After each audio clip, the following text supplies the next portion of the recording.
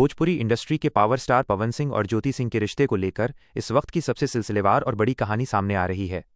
क्या सच में दोनों के मिलन का इशारा हो चुका है? आज हम आपको पवन सिंह के वकील साहब का वो पूरा खुलासा बताएंगे जिसे सुनकर आप भी दंग रह जाएंगे कि आखिर बंद कमरे में फोन पर दोनों के बीच क्या बातचीत हुई है। पवन सिंह और ज्योति सिंह की शादीशुदा जिंदगी का ये पूरा विवाद सिर्फ एक साधारण पति पत्नी की अदालती लड़ाई नहीं है, बल्कि ये समय के साथ साथ एक बेहद उलझा हुआ और रहस्यमयी महासंग्राम बन चुका है। भोजपुरी फिल्म इंडस्ट्री के सबसे बड़े सुपरस्टार की निजी जिंदगी का ये पन्ना जब से जनता के सामने खुला है, तब से लेकर आज तक इसमें हर दिन एक नया सस्पेंस, एक नए साजिश और एक नया मोड़ देखने को मिलता है। इस पूरी कहानी की गहराई इतनी ज्यादा है कि इसे समझने के लिए कोर्ट रूम की दलीलों से लेकर बंद कमरों में हुई गुप्त फोन कॉल्स तक के हर एक पहलू को बहुत बारीकी से देखना पड़ता है। इस महाविवाद की शुरुआत तब हुई थी जब दोनों का हंसता खेलता परिवार अचानक बिखरने लगा और मामला सीधे कोर्ट की चौखट पर जाकर खड़ा हो गया।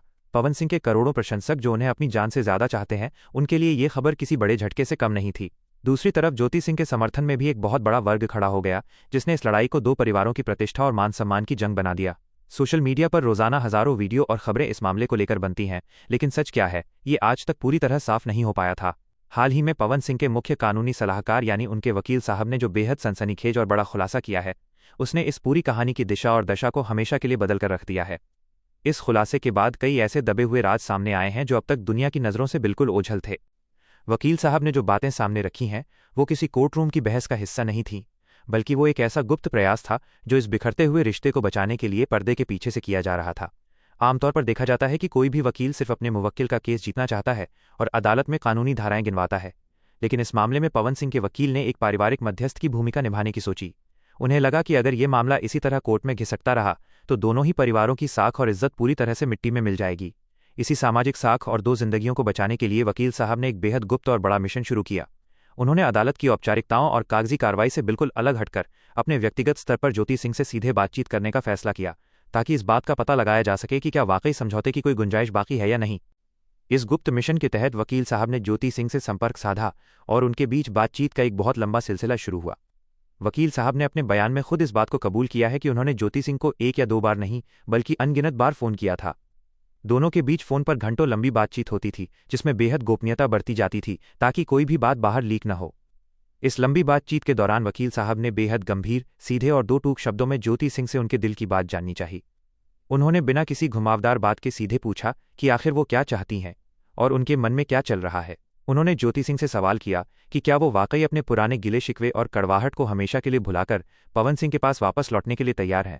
क्या वो उनके फ्लैट पर जाकर एक सामान्य पत्नी की तरह अपना घर दोबारा बसाने की इच्छा रखती हैं?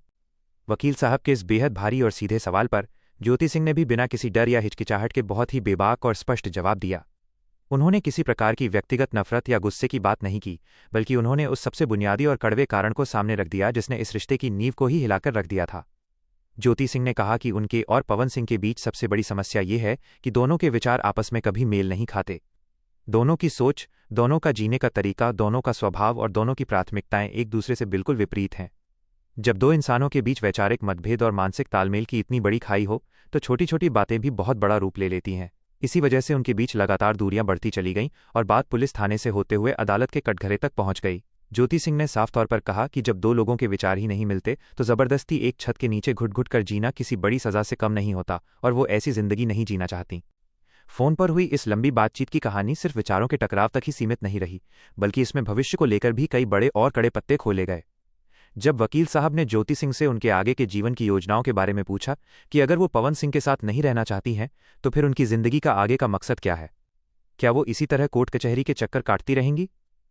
इस सवाल पर ज्योति सिंह ने एक बेहद परिपक्व और आधुनिक महिला की तरह अपना पक्ष रखा, जिसने सबको हैरान कर दिया।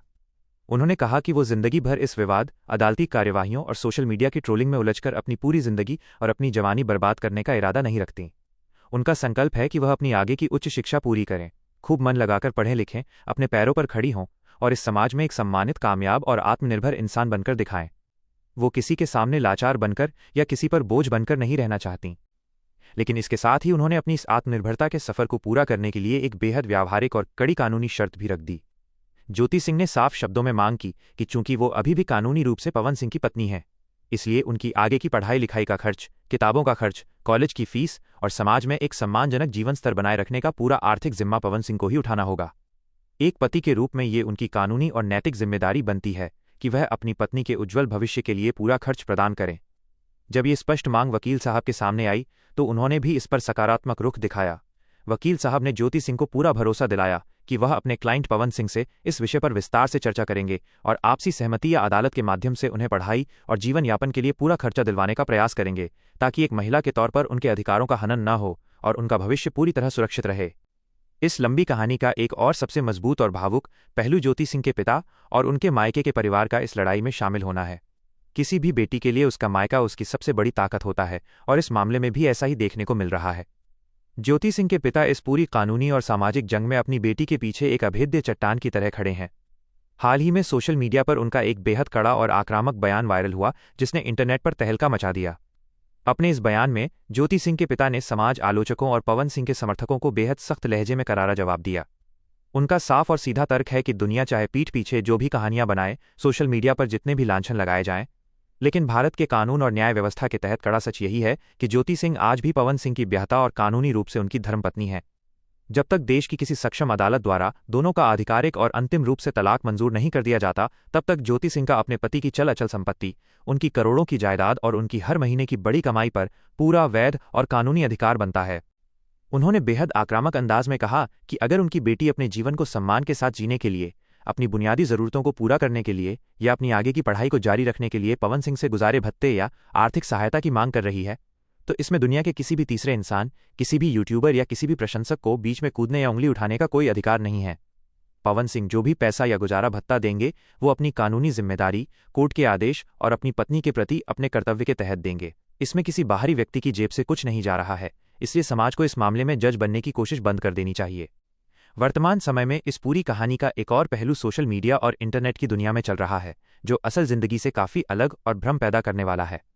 इस समय भोजपुरी गलियारों, यूट्यूब चैनलों और इंस्टाग्राम पेजों पर इस बात को लेकर कयासों और अफवाहों का बाजार गर्म है कि क्या ये लंबी और कड़वी कानूनी लड़ाई अब अपने अंत की ओर बढ़ रही है।